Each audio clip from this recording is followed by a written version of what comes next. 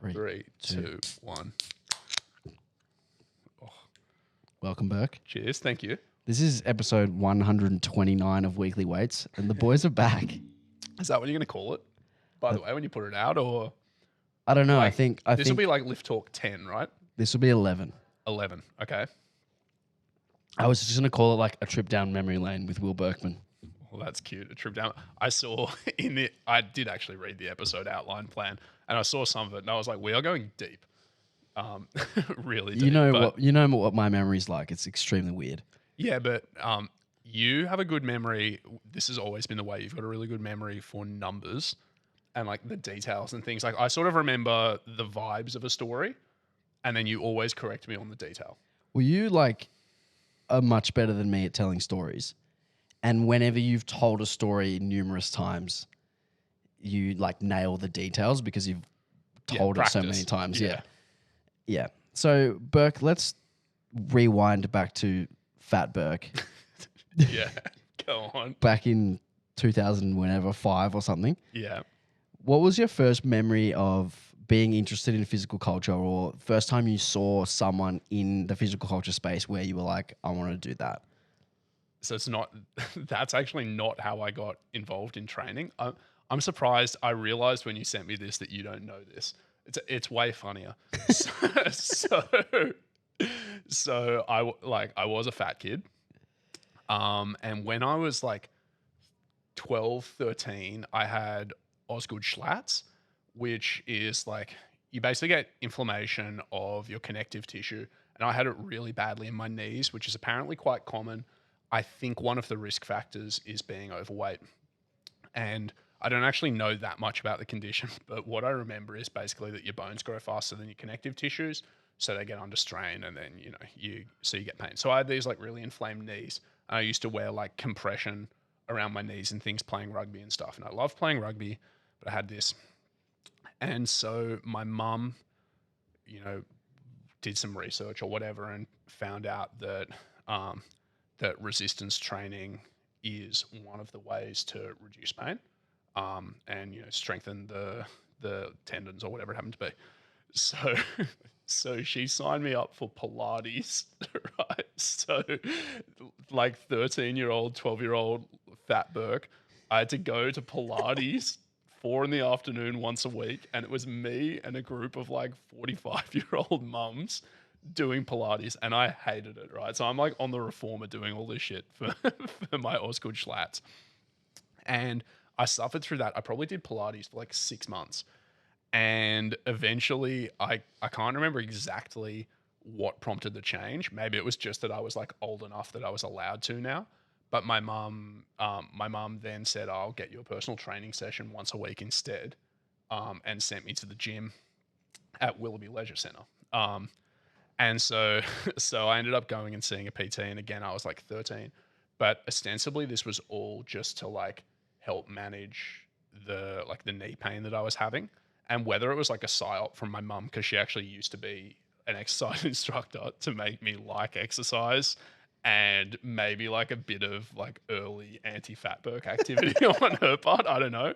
But I basically started doing personal training for that. Your mother is a calculated individual, so I'm Yeah. sure there was several thought processes This going. is why going when I into say it. we're going deep, we're like, this is where all the trauma began. And so I would come home from exercise, and your mum would take my measurements and stay, still fat. No, that didn't happen.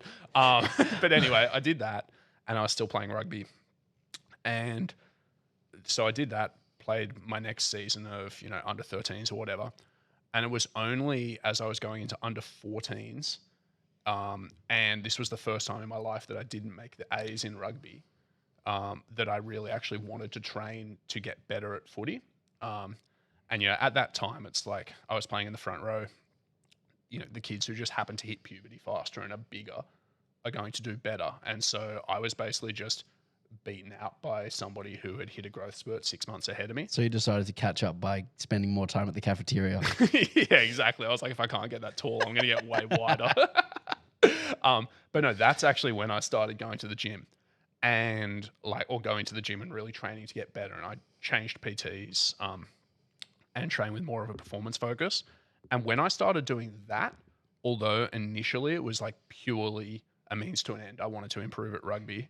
I actually really began to enjoy the process of training, and I started to like see the relationships between, you know, the effort that I put in and the outcomes and stuff like that.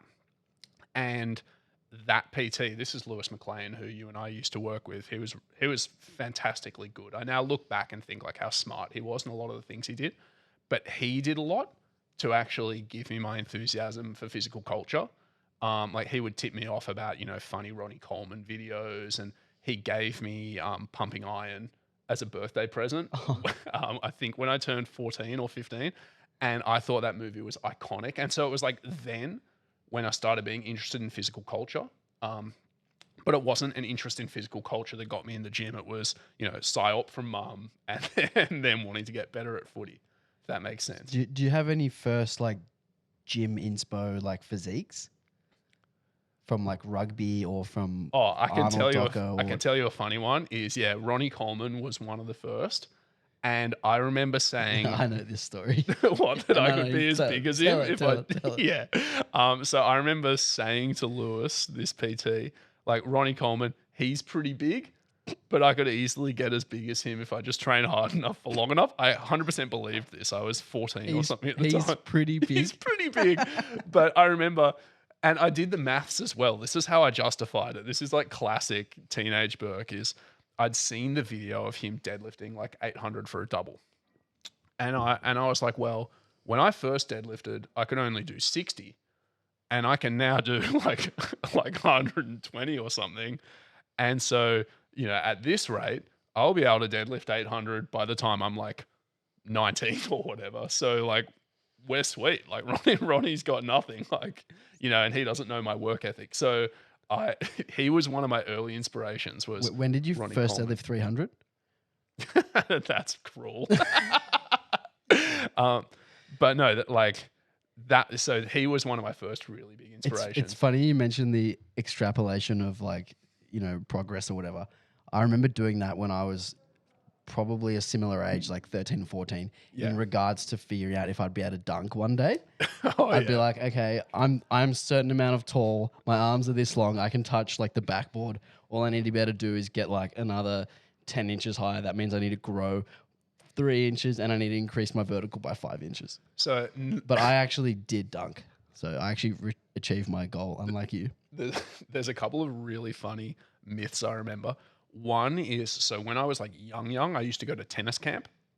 So for a week in each holiday period, so Monday to Friday, I would go and it was like 9 till 4. Like you essentially Was that go the to one school. in Northbridge?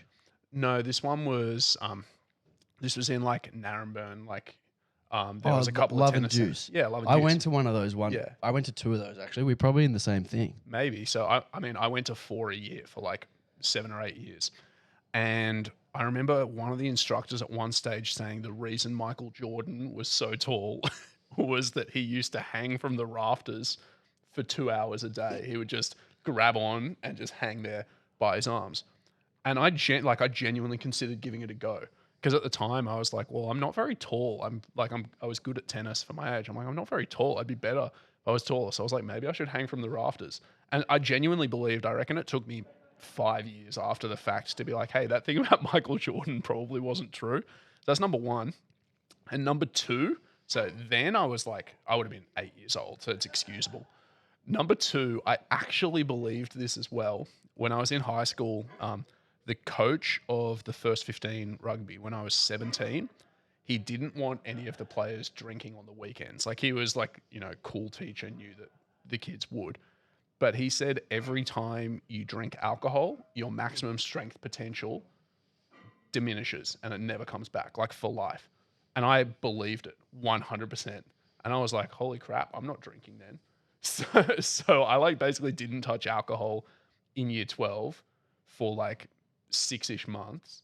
And like I probably wouldn't have anyway because I was a goody two shoes. But part of my justification was I don't want it to stop me getting strong. Like I want to be strong and good at footy. And if I drink alcohol, I'm literally never going to be as strong as I could be, which is so And ridiculous. then there but was I believed probably it. kids in your year who drank, like got completely shit-faced on the weekend, and then they were out benching you and out squatting you and Oh, stuff in the gym. 100%. Yeah, a couple of the You're like, guys who this were like, isn't fair. yeah, a couple of the guys who were like the most impressive gym rats in my year also sank heaps of piss. So I was like, oh, you know, they've got me now, but give it 7 or 8 years when I'm hitting my potential and they're not. But no, exactly that.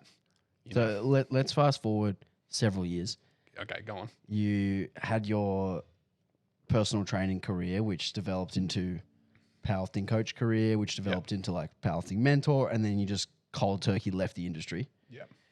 Explain to everyone how this happened, and like you can go in as much detail as you like. How I left the industry. Yeah, why you decided to leave, and yeah, There was kind of a couple of prongs to it. So one thing is that like I've always been interested in a lot more stuff than fitness. Um, and like when I was young, like fitness would have been one of my primary interests. You know, like if when I was say like 18, I would have thought like training, music, and a couple of other things were like the things I was most interested in life. And it preoccupied a huge amount of my thought. But as I got older and older, fitness became one of those things where I'm like, it's an important part of my identity, but I actually really resented being pigeonholed as just a fitness person when I was like, I was intellectually curious about a whole lot of things professionally that I wasn't going to get to experience in my fitness career. But I was also just like really curious and engaged with and like felt that I resonated with a whole lot of other things in my life. So I had this sense of like, I want to go and experience the corporate world. Maybe I could be a successful writer or lawyer or salesperson or whatever else it happened to be. And I felt that I wasn't going to get there. And so I had a little bit of FOMO and a little bit of resentment at the fact that, I would go and talk with my non-fitness friends and I was just like the fitness guy when I felt that I was a lot more than that. So there was that bubbling away in the background and this sense of like, am I satisfied with continuing to just do this thing that I don't think represents all of me?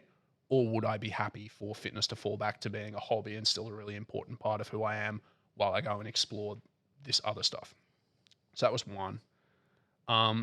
Number two was the place where my business had gotten to at the time that I quit. So I had a really healthy coaching business that earned me quite good money. And honestly, I didn't have to work very hard at all to make really good money coaching, which was great. I had my mentorship, which had taken a huge amount of work to set up. And it would have taken continued work to keep improving, but it was a product that I could continue to sell and make really good money. And I was building out a couple of other things that would have been sort of more passive sources of income. So I had this sense that like, okay, I have a business that's going to be pretty good and could sustain me without me changing much, but I'm not feeling the same sense of personal growth that I would really like to. So again, like, would I rather continue to sort of do something that is like, I guess, rewarding, but not as rewarding as it could be, or as rewarding as it was when I was on the ramp up? Or would I like to go strap myself to a rocket ship and sort of experience another growth journey? So I had those thoughts. And then the third thing that was probably like the push factor really was like the COVID period and the closure of Lyft, and even moving out of my parents' place and living on my own for a couple of years.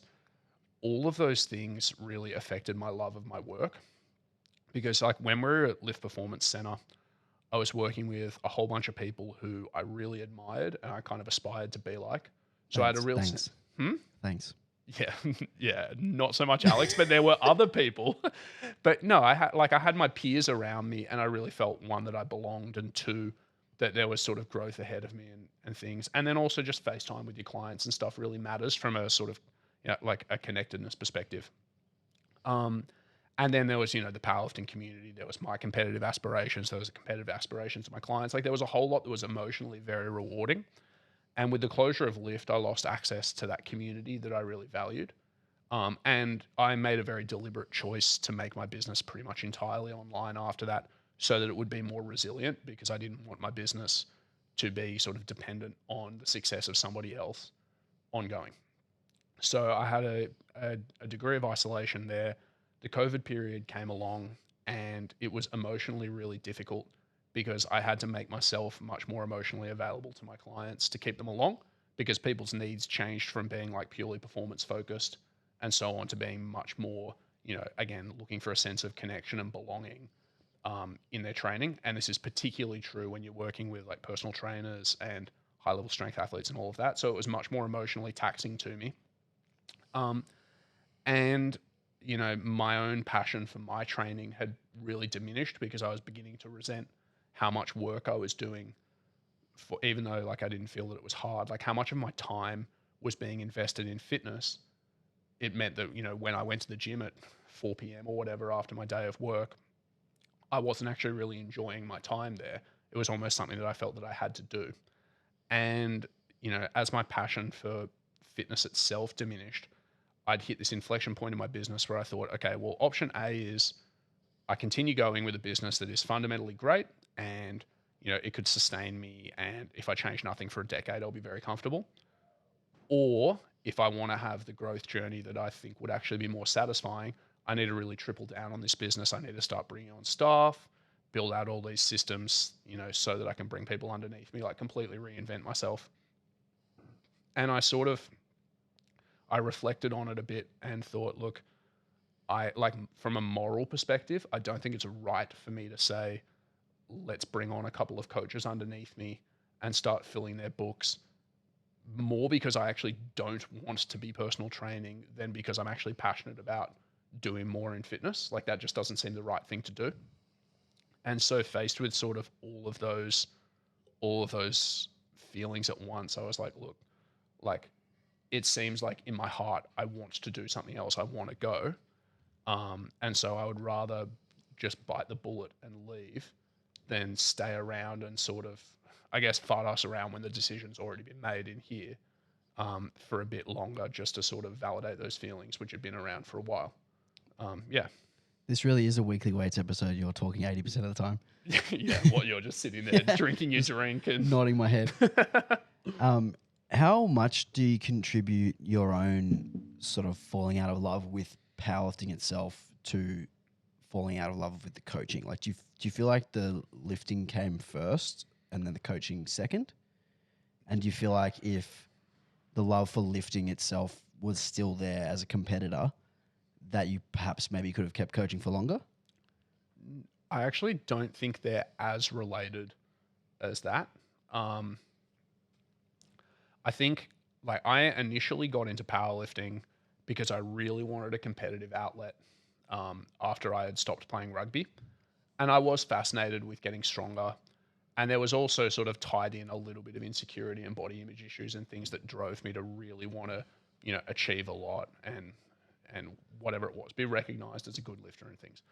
And I think part of where I became less interested in powerlifting as a competitor was when a bit of the sort of initial like need for competitiveness and desire for recognition and things had sort of not like been burnt out of me. It sort of passed because I had matured past the insecure stage. Training went back to being this thing where it's deeply fulfilling to me. Like I still like going to the gym and training hard. And even when I stopped being really interested in powerlifting as a competitor, I still found it deeply fulfilling to go and train. But training to me is also more than just about maximizing my performance and being recognized as the best. It's also like, you know, a journey of self-discovery that is fulfilling to me if I'm not necessarily getting stronger, but, you know, my body's feeling better and I'm learning more about it. It's, you know, it's a journey of experimentation, like trying new training methods, new exercises. All of those things are still engaging, and none of that is like contingent upon me necessarily getting a lot better. And the reason I say it's not necessarily as related to how I felt about coaching is I actually think one of the things that was best about my change as a coach towards the back end of my career is, although I was deeply interested in my clients getting better at lifting, coaching to me also became a lot more holistic, and sort of understanding people's motivations and guiding them on a learning journey and making them more self-sufficient. Like all the things that we talk about as coaches or we talked about on weekly weights and stuff actually became much more real for me in that back end too. And that was, You can't say we anymore, by the way. You're out. oh, I say we used to talk. Yeah, oh God, no now. But all those things became much more real as well. And that was a deeply rewarding part of coaching. And like, again, that stuff's more rewarding when you get to do that and also go to Nats and see your lifters win. but I could have loved coaching for what coaching is at its core, which is guiding people through like, you know, journeys of self-discovery and change, irrespective of how I felt about my own lifting, if I really wanted to be doing that all the time, and I just didn't. Did do you feel like there's a chance you could still be competing in powerlifting if you were actually still as competitive as you were at your peak? Because there was a point where like, I was pretty psycho for a while. well, there was a point where like, you know, you obviously came second at nationals one year. Probably weren't the second best in the country. We'll tell that story. I was the second later. best competitor on the day. Yeah. But there became a point now where like there's probably 20 93s in Australia who total 700. Yeah. Do you reckon if you were still up in that sort of towards the top of that it could have been enough for you to keep going? Maybe. Maybe. But again, going back to sort of how I now feel about lifting as part of my identity, I don't know that I either have the emotional energy to do the training that I know it would take for me to be at my potential, you know, and this is why I'm not as big as Ronnie Coleman, by the way. But no, I don't know that I have the emotional energy to be really hyper invested in my training. It's number one. And like, I guess this is like a circular response. Number two is I just don't want to be competing. So who's to say? Yeah, well, Chris says you'd have to learn how to bench. There's also that, just That's the true. disembodied voice from the other side of the room. All right, so we've covered your exit to the industry. Yeah. What did you do next, and how's it gone? Well, I spent 6 months unemployed, and honestly, that was like a fantastic time. It took like 3 or 4 months for me to be actually bored of being unemployed. So I did some travel. Chris is laughing. No, I was very burnt out when I quit. So did some travel, and then hung out, surfed heaps, played a lot of video games. I actually trained way more once I quit the industry, and it was really good initially. Doesn't look like it. Yeah, well, I mean, that stopped once I got a job, unfortunately. But yeah, the next thing was I ended up joining a tech startup in a sales role. And it's funny, I did a podcast with Melbourne Strength Culture, and I think I even said on the podcast, like, the one thing I don't want to do is sales. And, you know, lo and behold, it was like 6 or 8 weeks after that podcast, I accepted a sales That's role. like most of the jobs, though, isn't it? No.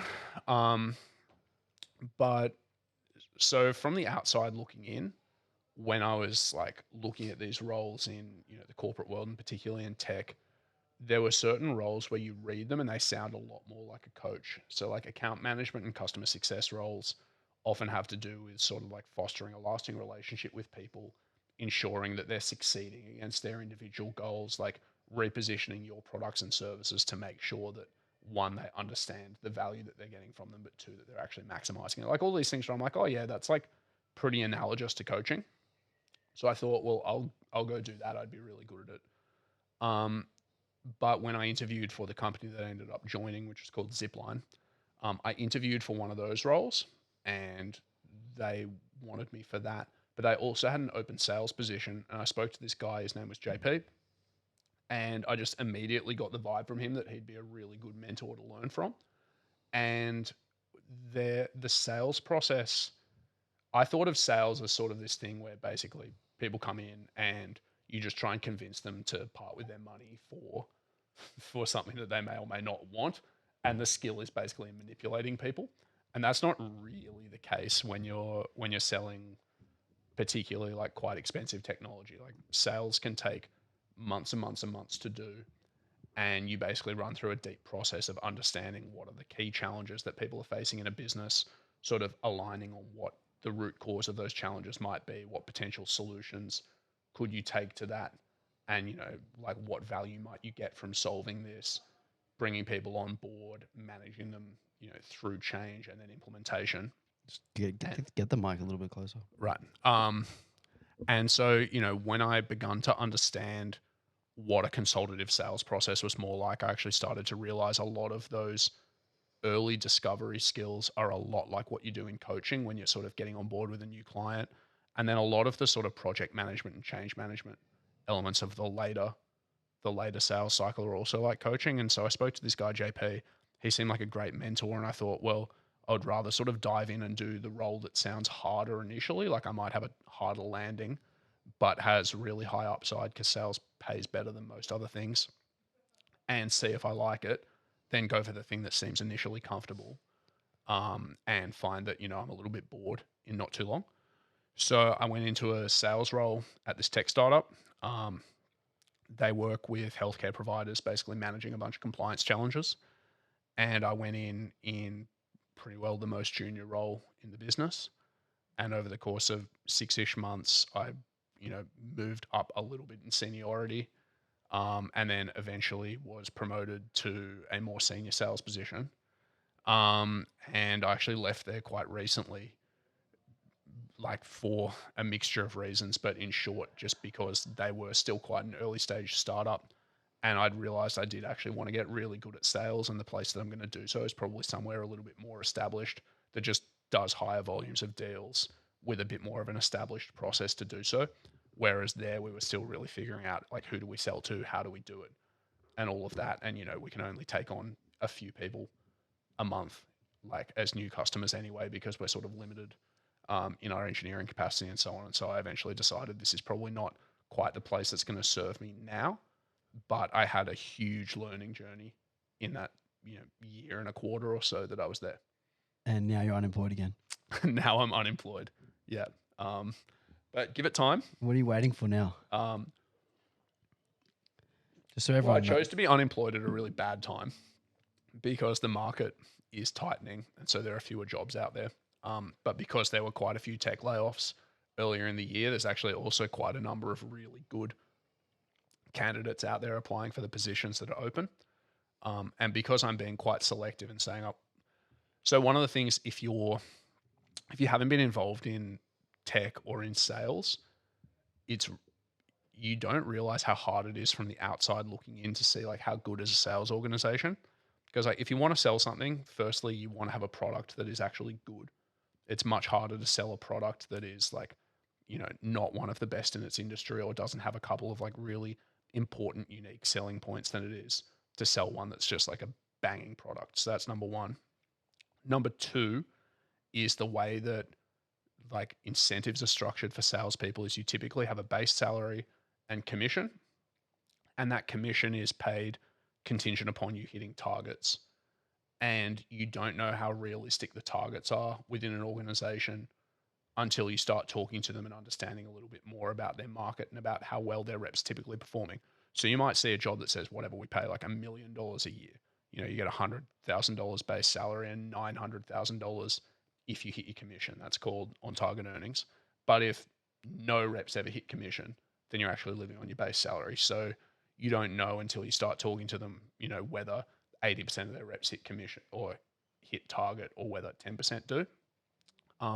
And you also don't know until you're talking to them whether they're filling this role because somebody has left the organization, and occasionally somebody's leaving because the book of accounts that they were working were not good prospects, or it wasn't big enough for them to hit those targets, or they're leaving because they got a better offer or they had a kid or something like that, or whether they're saying our organization is doing so well we actually need to expand our sales team to capitalize on how many people are out there in the market. So when you start being quite selective and saying, well, I want to work for a business that is well enough established that I know they're not going to die in the coming cash crunch. They've got good sales processes. I'm going to have great mentorship. The product is good, and people are typically successful there. And I could see myself progressing there within, over the next few years. That does narrow down the prospective jobs that you could have. So it just makes, and then you have to do that and say, and you should pick me ahead of all these other people who might have been in sales for 5 years instead of one. It's it's a tricky proposition. So you got to be sort of willing to actually wait. So you'll be waiting for a while. Is the Yeah, it could be, conclusion. could be a little bit. But hey, Lift Talk episode 11. This could be the thing. I actually got a job offer on the back of the Strength Culture podcast Nice. that I did. Yeah, that was really funny. This guy, he rang me, and he was the CEO of this company that I'd applied for. They were like a relatively small company because the CEO typically doesn't screen candidates. But he told me, he goes, hey man, like I read your resume and like deleted it immediately because I thought this guy, like, none of his experience is relevant to the role he'd applied for.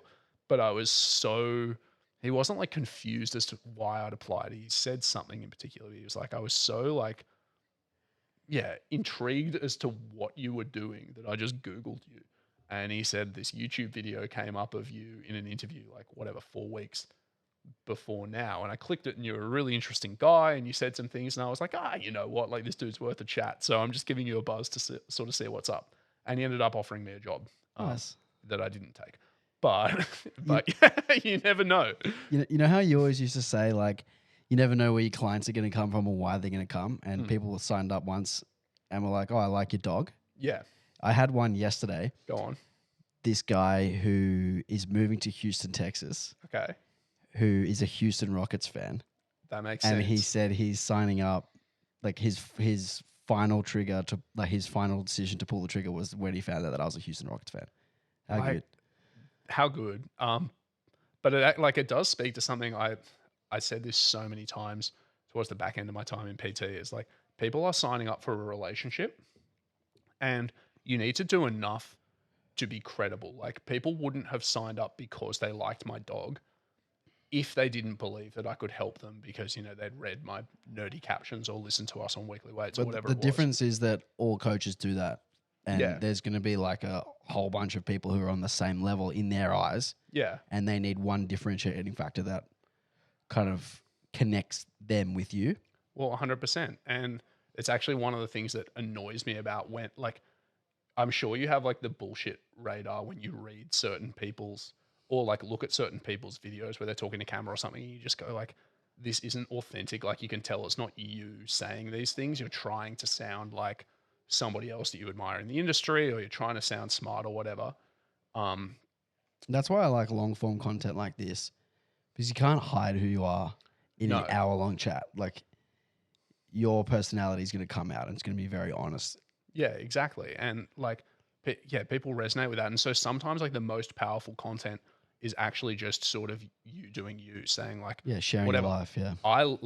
I love training and like, here was something really fun that I did, or yeah, here's my dog, or I love the Houston Rockets or whatever. Like, those things that give people, like you said, like that little personal anchor that is a point of difference. It's like, it's so compelling, provided that it's part of the mix with other stuff that actually speaks to your unique coaching value proposition as well, right? Yeah. Because like, you don't want people who only want to train with you because they're Houston Rocket fans, then they turn up and say, I'm actually a triathlete. Like, you need you need powerlifters who are like, you know, willing to follow your training methods, who also happen to like the Houston Exactly right. Rockets. It's just a little icing on the cake. Yeah. I need to go to the bathroom because this mercury is hitting me hard. Go for So it. we'll have a quick break and we'll be back. All right, well, we're going to take a bit of a trip down memory lane. Yeah. We're going to tell some memorable stories from our powerlifting lives. Yep. The first one I've written down was the first comp that we ever went to together. It was GPA Worlds in 2014. Was that the first one we spectated? You, me, and Doug, we went Yeah.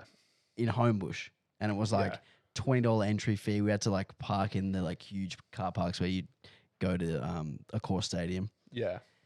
And it was like a whole bunch of big names in the industry, like Dan Green, Ed Cohen was there. And I remember specifically, you remember Zahir Kadyrov? Yeah. Yeah. So he had his second squat where the spotters actually loaded one extra red on one side and he missed because he like lost balance or whatever. And then he decided to go up anyway. And I'm pretty sure it was 400 kilos. I'm almost certain it was. I'm almost certain it was 450. I'm almost certain it was 400 because he was competing in like the 100 class or the 110s. He was lighter than he usually is. Yeah. All right. Anyway, and then he unracks it, he squats it, and then he gets the white lights and he takes his singlet off and takes his shirt off and throws his shirt into the crowd while screaming, "Kill, motherfucker, kill." That's the most non-IPF behavior as well, by the way. It was so great. So that I have so many memories of that particular comp. I do remember that. Have you, by the way, ever actually misloaded a bar and unracked it and then loaded it correctly and unracked it? Have you ever done that? Probably, but not that I can remember. So I know, like, I remember once I had gone from 3 plates to 4 plates, so it's in like 140 to 180. This was at Fitness First, and I had misloaded and only put one side on, and I nearly fell over like unracking it. And the next set where I had the bar loaded correctly, I felt so off balance because, like, whatever it was, my nervous system had gotten used to me having all this extra weight on my right side. Like, I felt like I was going to fall over squatting normally. And so, one of the most impressive things about that to me was like he was able to actually shake it off and go and do it. And if you guys haven't seen Zahir squat, he was like, he used to shake so much during his descent. You remember? Yeah, it was really weird. Anyway, no, that comp. So they'd had one of the Juggernaut seminars at Adonis like That's a week right. before. So they had like Chad Smith and Brandon Lilly and Mike Israel at the time had been there. And like Amir had been taking him around. So he took him to like Pancakes on the Rocks and things. And apparently they couldn't fit in the taxi.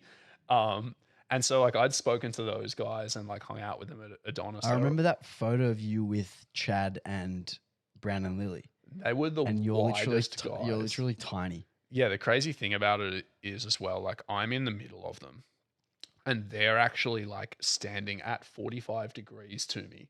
So you can't even like the camera angle doesn't even make it clear just how much wider they are. But even with them stood at 45 degrees to the camera, they're like 3 times as wide as me. Their arm on that angle is like the size of your torso. Yeah, and when I went to shake Brandon Lilly's hand, he he used to tell me, I think it was like his dad was a mechanic and he used to like go and help, and turning wrenches was part of how he got his hand strength up. But I literally couldn't close my hand around his hand. It was so big. But anyway, because we knew those guys, I was able to go out the back into the warm up room and like chat with Mike, who was handling Chad. And like I didn't speak to Chad because obviously he's like, thinking about lifting and things, but like hang out the back while people were warming up. And you might remember we asked Dan Green for a photo and he told me to fuck off. It was like, not while I'm competing. And we were like, what a dickhead. Yeah, but yeah. And I remember being like, fuck that guy. yeah, and this was all, it was between lifts, to be fair. Like, as in, it wasn't like he'd done his first, no, not as in between first and second attempt, as in, like, he had just done bench. And No, deads he were had gonna just be in done squats. I remember because Was it? I was literally with you. Yeah. He'd just done squats and there was 5 flights. So like there was There was a two- lot of time. 2 is my point. hours before he needed to warm up for bench. Yeah. So he was that's like- what I'm saying. In my defense, I picked a time where I was like, this guy's got plenty of time. And he did not want a bar of it. He wanted me to piss off. He also missed his 3rd squat, so I think he was just having a tantrum. Yeah. Well, I mean, God forbid anybody had a tantrum at a competition, Alex. But the other one I remember was, do you remember Scream Emmanuel?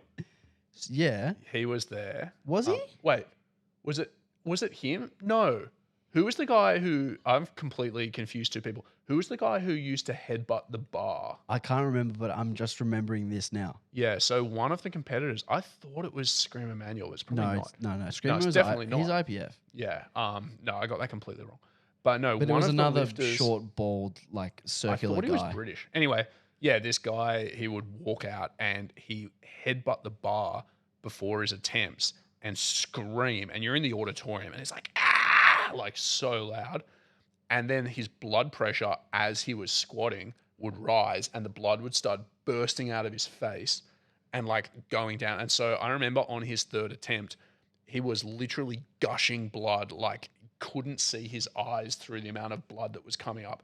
And he was screaming and things. And I was like, this is the most hardcore shit I've seen in my life. He was literally like licking up the blood as he stood up. It was wild. And then I was thinking, fuck, some guy's going to have to clean that platform, Yeah, so that was a good time. That was a good nice time. taste. A nice taste into the untested side, Yes. the untested world. Yeah. Yeah, it was an interesting time. What was your next? I'm gonna have a look at my next one. Okay, so You're already laughing. so second competition that I ever did, Yeah. I actually did really well. Like 60 kilo total PB, did well. Yeah. Doug was lifting as well. You were coaching Doug and I. I was getting like really amped up for deadlifts. And I'll preface this with saying like I used to deadlift really light in training to the Yeah. point where like I would not touch my opener before a comp, or I would like just do it for one, and it would always be really hard. And then I would have another 25 to 30 kilos on the platform, and Yeah. it was just like really predictable, and it worked well. But I would really need to amp myself up for my deadlift attempts. I remember my opener was 220, and I remember that prep, the most I'd done was I think 210, Yep. and it was like a hard single. But I was going in like fully confident, but I needed to amp myself up, and I got myself so amped up that I actually lost consciousness and actually fainted at the top of my deadlift, just for like a split second. And then when I put the bar down, I'd come to. And if you actually go back and look at the video, I actually bobbled at the top because I was like passing out. And then I put the bar down, and it took me like ages to stand up as I like slowly released my hands off the bar and like stood up really, really slowly. And then I like, Was this your opener or your second this is attempt? my opener. Yeah. And I like slowly walked to the platform. I got 2 white lights. I was like, sweet, no worries. Berkman put in the next attempt, and he's like, dude, you need to calm down. I'm stealing your phone. I'm taking your headphones. And he got this chair from the warm-up room, and he put it into like the corner of this quiet area where no one was, and like I remember this faced me distinctly, yeah. against the wall, and I was in the naughty corner until my next attempt. That's really funny. You know, I like there was definitely I did that because you needed to calm down, but there was also part of me that was you used to be a real prima donna at comps, and you were really annoying, man. You would go walkabout, you'd be like, and because you were like you get really amped up, you still get a little bit amped up at comps, but like now you know the flow of them a lot better. But you used to just constantly walk around and be asking questions like, when am I up? Like, what's going? And like, just, you were like, it was like having a mate who's like on coke This was in like the middle of your day. This was like a big issue for me in my early competitive days, because I would get really anxious, and then I would try and combat that by just taking way too much caffeine, and it just made me like super jittery. And Yeah, I wouldn't you were be an able absolute to sit, pain to be I wouldn't be around. able to sit still. And like sometimes I would just go off into the crowd and sit in the crowd. Other times I would just like disappear and like with a towel over my head. And I would, but I also think it was good that I would go with the flow and do whatever I felt like doing at the time, as opposed to like, Well, you kind of needed to, but what would typically happen is whoever was handling you would just have that reflected back on them, because it's like looking after a kid who's sugar high or something. Like you're just constantly going, where is this guy, and like what's he doing and why? And you're just constantly asking questions like a little toddler. And so probably some part of me was also like, man, this guy's going to be so annoying. Like, I just want him to be in one place and not I need bother to know me. where he is. And I'm just going to take revenge by stealing his music. But if I remember correctly, you definitely hit your second, and you might have even hit your third. I did hit my third. Yeah. So, It was, so it we was did a okay there. successful strategy from you, Will. Yeah. But yeah, in your defense, you've gotten better. You just needed to get that one out of your system. I have. Now I'm Yeah. actually super chill. I literally just sit on my own with my music and just cruise. Yeah, I actually found it a little bit weird. I had 1 or 2 clients who would come to comps. They wouldn't take caffeine. They wouldn't listen to music. And I'd be like, do you want to get a bit more fired up? And they'd be like, no. And they'd just be like chatting to me about stuff between lifts. And I'm like more anxious than they are. My client Kate, who just won states again Yeah. and deadlifted 205 for the win, Mm. she doesn't listen to music at all. She just sits there, like on her own. And And was people it come. Joy, the British lifter, used to read a book out Yeah, the back, yeah. right? And she set a deadlift world record. Yeah. Well, she's still going. She's a machine. Yeah. But Kate just chills, and like people come and talk to her. She's just like chatty. But then when it's time to lift, she's like, So she actually flicks a switch. she really does, well. but it's like very small. Yeah. It's like from first gear to second gear. Yeah, weird. Well, some people are strange. I don't know.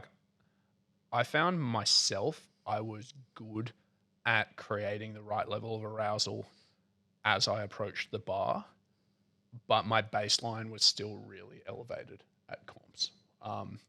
And like I would think that that is normal, and I don't think I could cross the gap between, like, if I was just chilled out in the way that I'm chilled out right now, I couldn't bridge the gap between that and where I need to be to lift my very strongest in 30 seconds approaching the bar. Like I have to be here to cross, that gap. But some people literally spend their whole competition like here, which was basically you at your first few comps. Well, yeah, and by the end of it, I'll just be completely wiped, and Yeah. Just Yeah. You cooked. couldn't talk to you. Like the next Completely day, you'd cooked. be like nearly impossible to talk People will be like, "Oh, how do you sleep after 2 grams of caffeine?" I'm like a baby. to. I used to find when I took way too much caffeine at comps, I would like sleep, but it would be like the least restful sleep ever. Like you wake up the next day feeling awful. You've had like weird dreams, if any.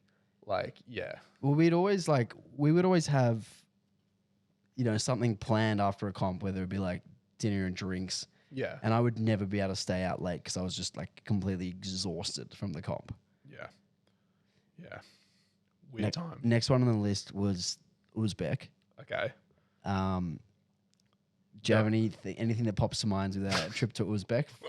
Well- Don't tell the 285 story yet. Well, okay, that's like the best of the That's stories. the best story. No, there's a bunch of things I look at really fondly from Uzbek. So,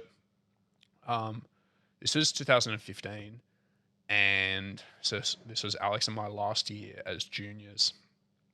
And I had set myself like a 2-year goal to make the Australian team, for that competition. Yeah, Alex, you're on camera. That's all right. That's fine. Yeah, I'd set myself a 2-year goal to make the Australian team for that comp, and part of it for me was like I had a point to prove because I'd gone to New Zealand in 2013, uncoached, done the worst prep ever, had like an embarrassingly bad competition, and it was like triply embarrassing because I had Australia across my chest, and I think I squatted like 170 and like missed 2 of my 3 benches, didn't know that you had to have feet down, like made 2 of my 3 deadlifts, and like farted heaps in my 3rd. Like it was just everything that could go wrong. So I'd been like, okay, 2 years, I'm going to work really hard. I'm going to go.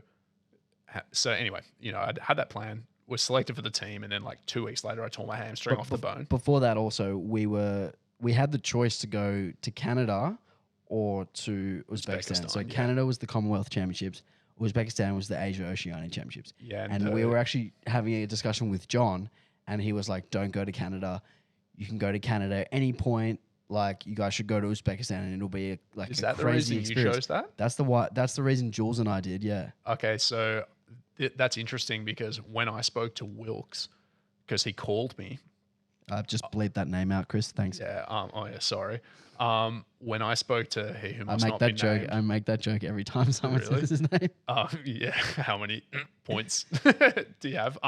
Yeah. No. When I spoke to him, he said that if I went to Canada, that I could go to Canada, but like yourself, Doug was going, Jules was going, like we couldn't all go to Canada, but we could all go to Uzbekistan. And I was like, well, one in all in, I'd rather have that trip with my friends. So anyway, we get picked for this Uzbek team. And like a week after we were selected, I ripped my hamstring off the bone.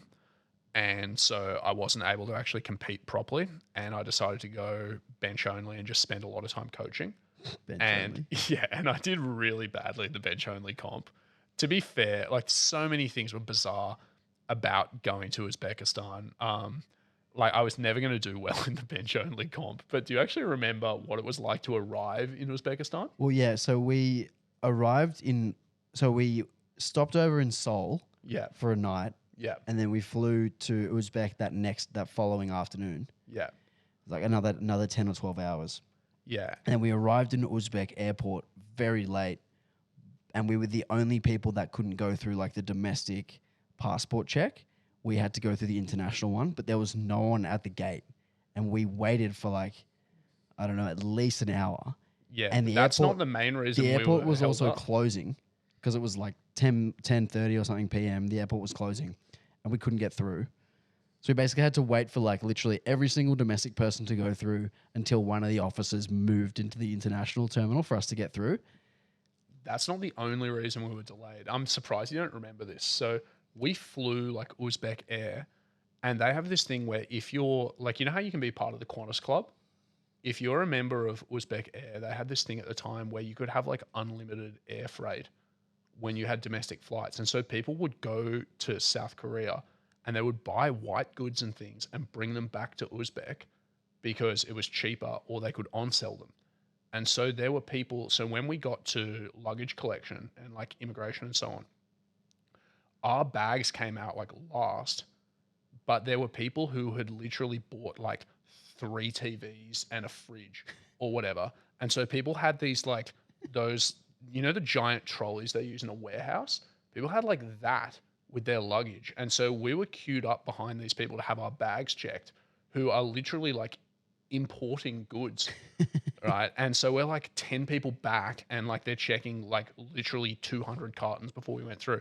So we got to the hotel. It was also really intimidating in the airport because all of the airport security were like stationary. They looked like soldiers, and they had rifles like 45 degrees across them, and they were just like completely still, like army people. And I was like, this is actually terrifying. Yeah. And so anyway, we ended up getting through.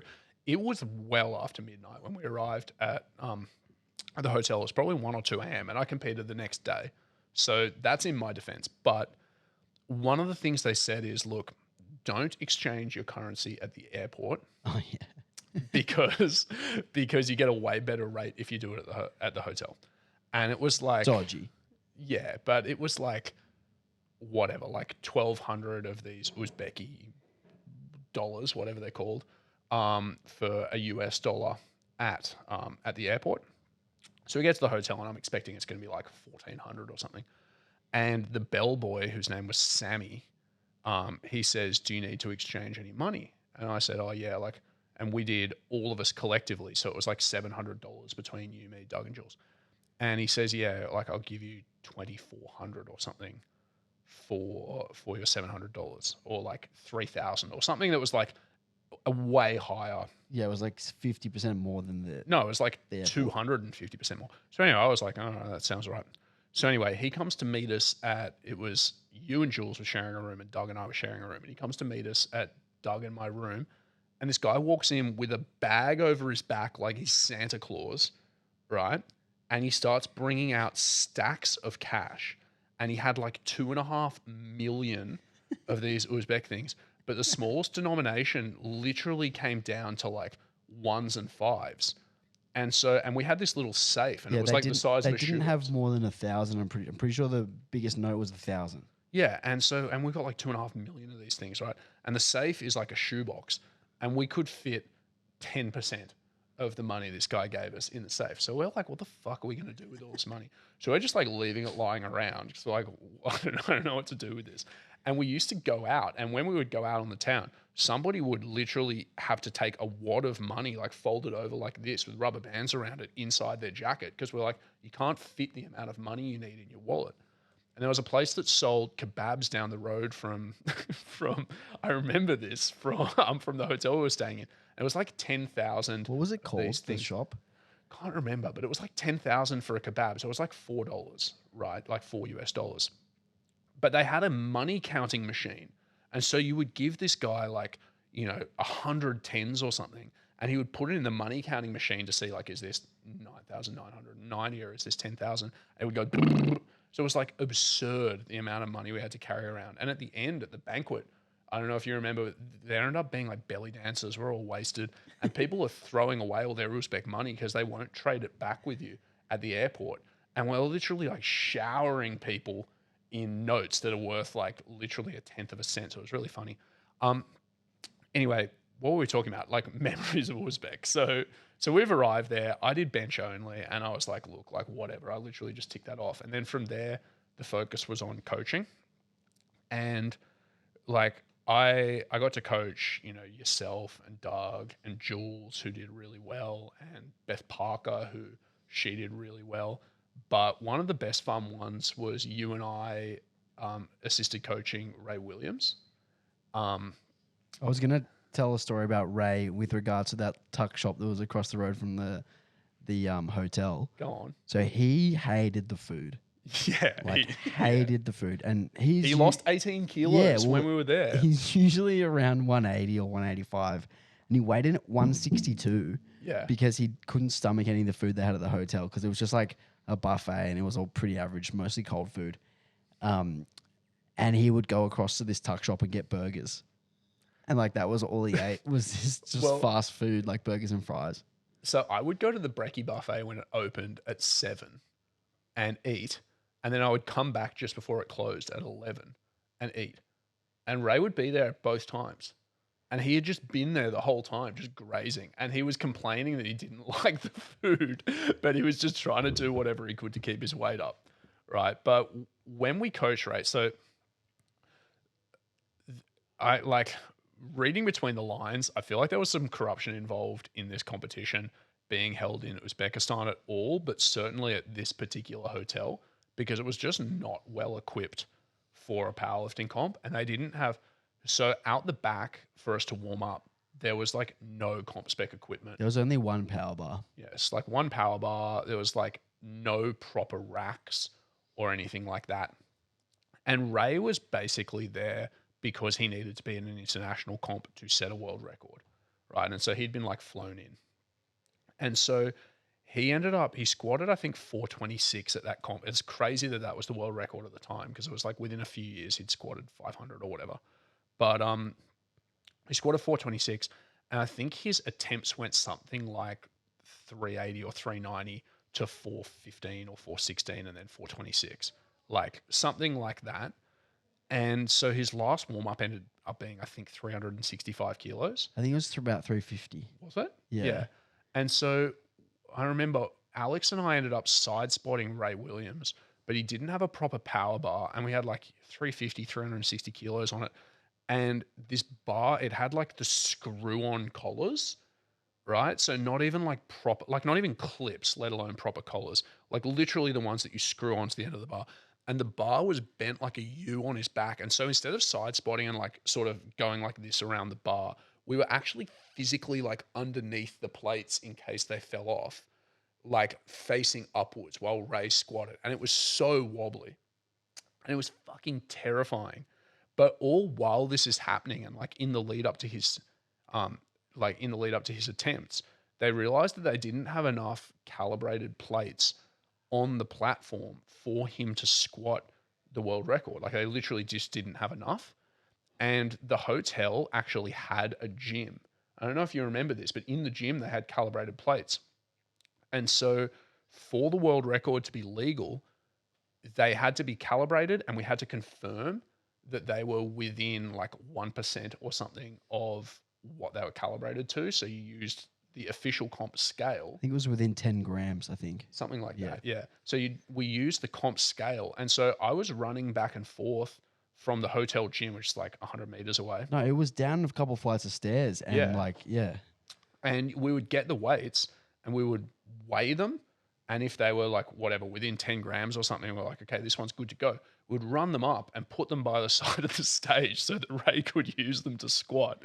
And so like, and we ended up getting enough plates eventually, and they would put all the ones that weren't branded correctly inside the Alico ones so that it still looked good for a photo. But if you go and look at pictures from that competition, you can see some plates are like a bit brown instead of red. Yeah. And those are the ones we brought up from downstairs. But I think we ended up finding out from JP that the scale that they had used for the comp wasn't correctly calibrated. So it was on carpet instead of on tiles or on wood. Yeah. So it was actually weighing in everyone lighter. Right. So JP did this crazy cut where he was in the sauna. He had to pay the hotel staff to open the sauna early enough because he had the first session. So he had I remember that. He was nearly dead. He had the 7 a.m. weigh-in, Yeah. but usually the sauna and the sauna facilities would open at 6. But he needed to be in the sauna at about 4:30 to make weight. So he had to pay the hotel staff to open it up for him. He had to like bribe them to open it up for him. And he made weight on these scales that ended up being like way under. So there's no way he made weight. Yeah. But he made weight. So the other thing about Ray was Ray actually said to us, I want to do my last warm-up beltless because I really want to feel the weight. I forgot that. That was the worst bit about it. So we're spotting these dodgy weights and he's doing it beltless completely arbitrarily. I was like, man, you'll probably feel the weight anyway. No, the other thing. And the other thing was I asked him if he wanted me to chalk his back and he's like, nah, I don't want chalk. Yeah. I don't want it. No, so one last thing on Ray. He's the nicest man in the world. Yeah, he comes off. He squatted a world record, right? And he comes off, sits down, and he's just chilling. And he turns to me and goes, hey, man, how'd that look? And like it wasn't like a like pat himself on the back like how good am I thing. It was just like, oh, any feedback? And I'm like, well, it's literally the best squat anyone has ever done. Like Yeah. it was pretty good. Yeah, I But remember talking to him like because he lifted on the Sunday yeah. and they had all the juniors early in the week. So I think I lifted on Tuesday or Wednesday. I Yeah, lifted sounds quite about early right. in the week. Yeah. Bench only was first, so you were Monday. I think I was Wednesday. Ray was on Sunday. And I remember talking to him like around Thursday, Friday, and I was like, "Oh, how are you feeling?" And he was just so nervous. Like he was like, "Oh, I just hate I hate the few days before comp because it's like, I just want to get the comp over and done with because it's so nerve wracking and like I've flown halfway around the world and I don't know anyone here and there's not even any other Americans here and like, Yeah. yeah, It was a really weird environment. So because we were in Uzbekistan, all of the like stands had sent their teams. So there was like Kazakhstan and Tajikistan and like Iran had a team and all of that. And those cultures, they're like the way that they think about competition is not like the same as us. And like Japan was there, for instance. And like, the Japanese are all like really polite and deferential and things.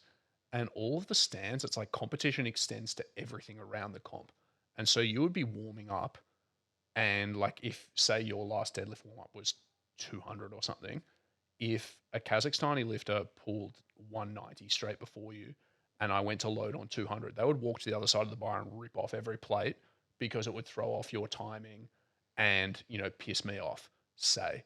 And if you got in the lift with the Iranians and the Kazakhstan, and like it could be like you're competing on Wednesday and you get in the lift on Sunday, because they all were on one level and we'd be on the level above them or something, they would file in and then just jostle you against the side of the lift and try and like beat you up and shit the whole time. So it was like this really weird environment where like if a lift turned up and you saw like all the Japanese people in it, you'd like want to get in there really quickly. And if the Iranians got in, you'd like get in and stand in the corner and just be like bracing, ready to get fucked up.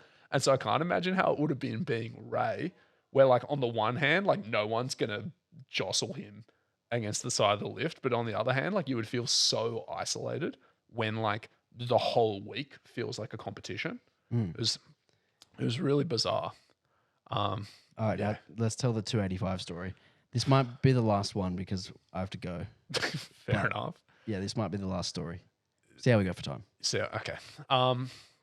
So our good friend Tim Davies, he hasn't been on the pod yet, has he? Nah, not this one, but he came on Weekly Weights. He's been on Weekly Weights. So Tim, now PhD strength training researcher. Do you remember? So I competed in November. He did it. Oh, really? And it was his first 3 lift meet since Uzbek. Really? Yeah. I mean, he had some injuries and things afterwards, and I think he'd done a couple of like bench only and so Yeah, he on. did bench only for a couple of years, but then he was off the map for like 5 or 6, and then he was back at this comp. Oh, good and I for saw him. him doing his gear check, and I'm like, what the hell are you doing here? Oh, good for Tim. So anyway, he was our mate, and he had gone to Uzbek as a 93. And so a couple of like important things about the way international comps work. So it's a bit like the Olympics, in that like there are team points that you can get. So in the Olympics, like the medal tally basically determines which country wins the Olympics. And the same thing is true for powerlifting, but you get medals for each of the individual lifts and the total. And so when you're coaching people, you're really thinking about their placement on all of those dimensions in order to serve the team. Well, the team points actually only comes down to the total. Is it? It's 12 points for first, 9 points for second, and then 1 point less for each. I've got that wrong. down But they after that, give but you, yeah. they still give medals for the squat bench. They and still deadlift, give right? medals for the squat, bench, and deadlift, but if you win a squat medal, you don't get any additional team points. Okay. So anyway. Usually the medal thing is like a personal goal type of thing that you add to the calculation for That's why I'm glad expectations you're and here, stuff. because otherwise I'd just lie. But I'd be so confident. I thought that mattered. But the reason, Well, it matters to the individual. It does matter, but not for the team points. yeah, the reason this kind of matters is Tim is like an encyclopedia on powerlifting knowledge. And so he had turned up and you and I had agreed to coach him. And he basically turned up and knew everybody who he was lifting against, like no matter where they're from, what their best lists were. And he had basically figured out that he could win the gold on the squat, I think. He probably wasn't going to medal on bench, and he could win gold in the deadlift. And if he did well, there was a chance that he could end up in gold on the total. I I think was how he had planned it out, but he sort of needed to hit certain milestones. And so he gave us all this information and we were like, okay, good to go. And so he ends up squatting. And am I correct that he went 2 for 3 on squat? I think he squatted 212. He actually didn't attempt his third because his second was very hard. But was that enough for him to get gold in the squat? I He think did. that's It the was. case. Yeah, it was. Yeah. So he was not having a great meet coming out of squat, basically. And from his early projections, I think he had felt that he needed to hit his third squat at like 225-ish to feel like he could win the comp. Is that about right? Yes. It was something like that. Yeah, it like was- I think we had even actually rounded down his second squat because his first was bad. He might have wanted to go something like 197, 215, 225 or something like that. Like whatever. Point is, he had hit a second squat that was not good. And we I'm didn't fairly hit his third. confident it was 200, 212 and a half, and then we put in 215, and he didn't attempt it. Yeah. So he was 2 for 2. Yeah, so he's 2 for 2. He's won gold in the squat, but like he wasn't feeling good, and he was behind his, whatever he had projected.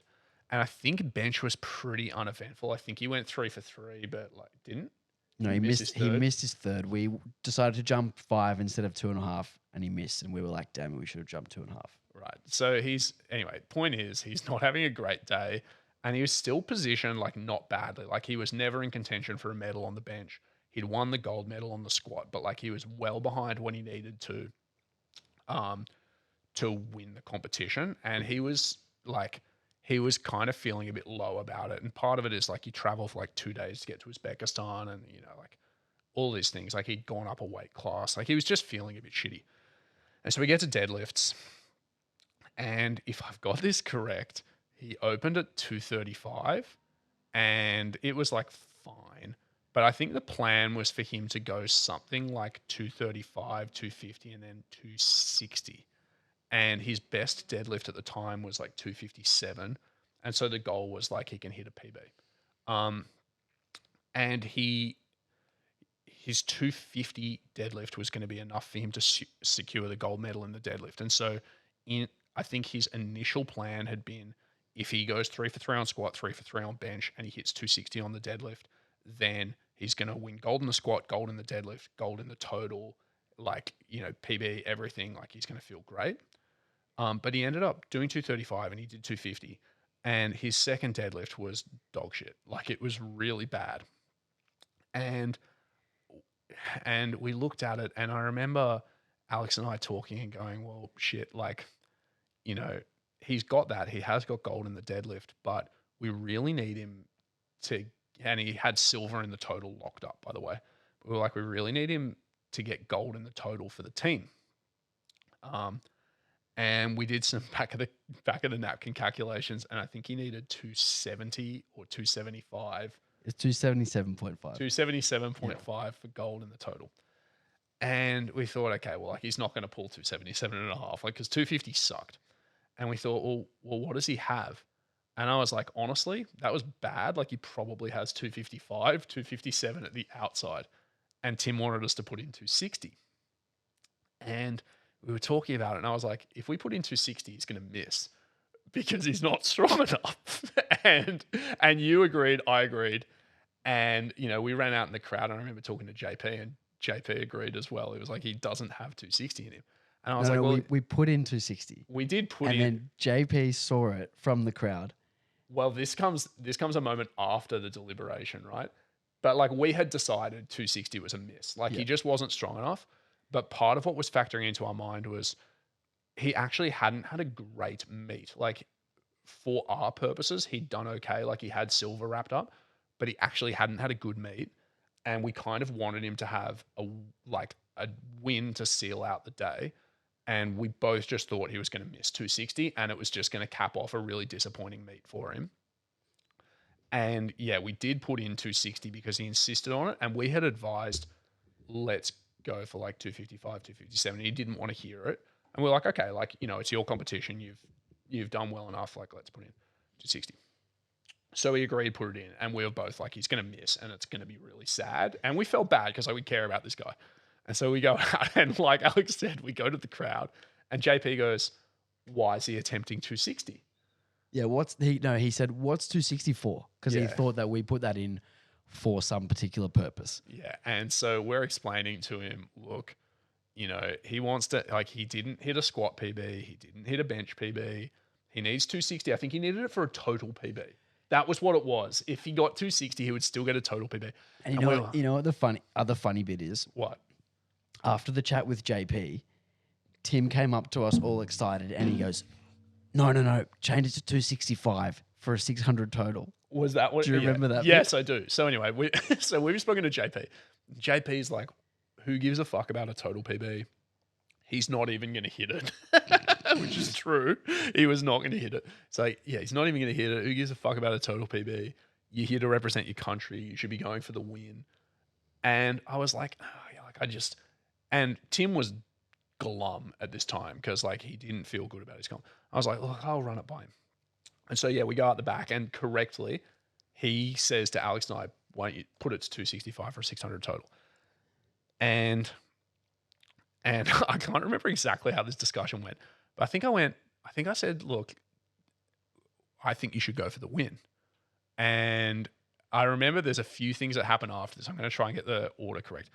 But he was like, nah, like, what do I need for the win? We said 277, was it? So yeah, 277 and a half. And he was like, I'm going to pull to 77 and a half.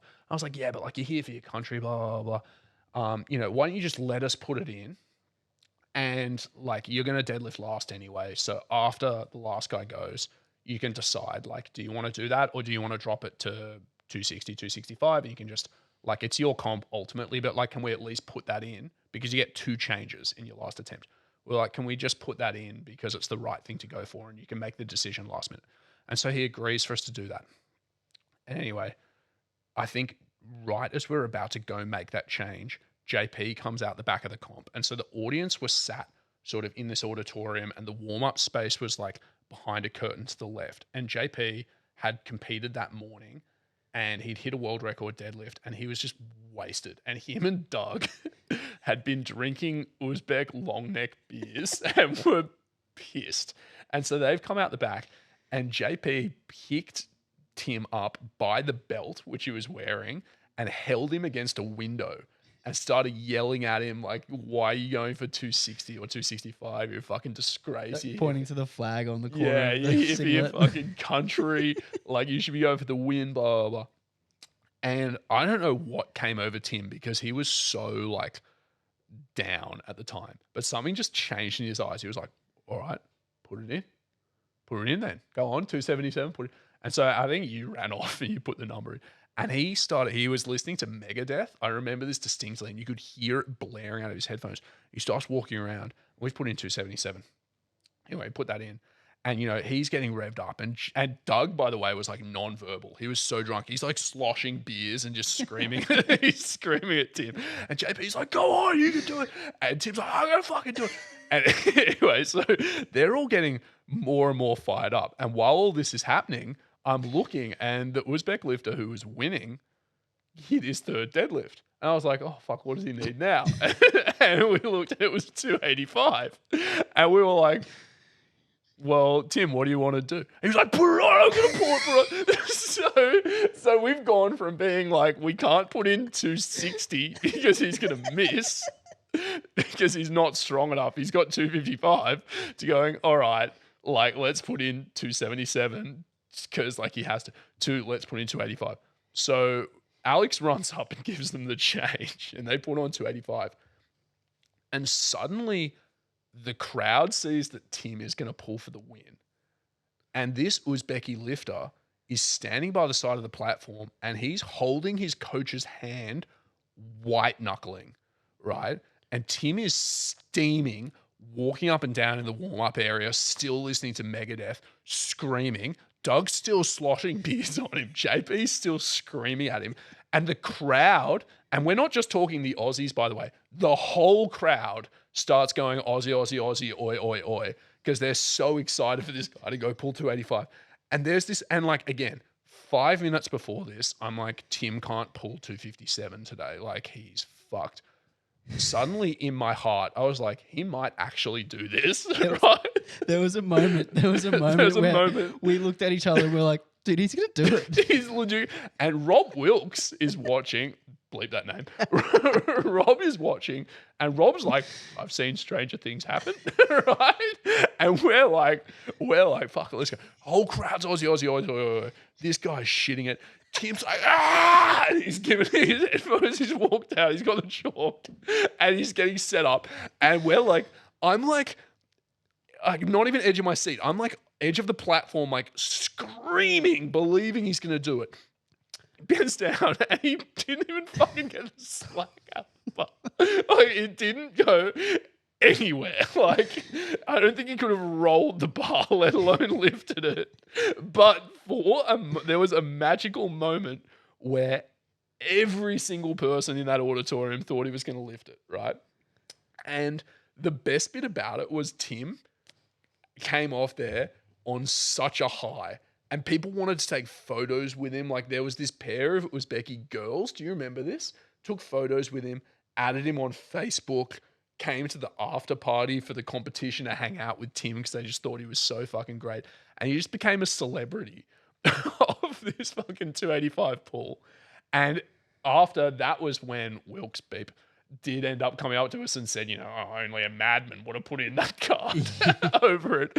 But there was a moment where we had gone from being like, this guy can't pull 260 to he is going to pull 285. And it was fucking magical. You know what not the best, but another icing on the cake part of the story is when we had our lifter meeting with Tim, he was pointing out what the Oceania record was. Yeah, and it turns out the Oceania record was 285. So he needed 285.5 for the record, which obviously would have been too much to put on. Yeah, no, it would have been irresponsible. I remember that night, Doug, because I'm sleeping in a bed next to him, and he was so wasted.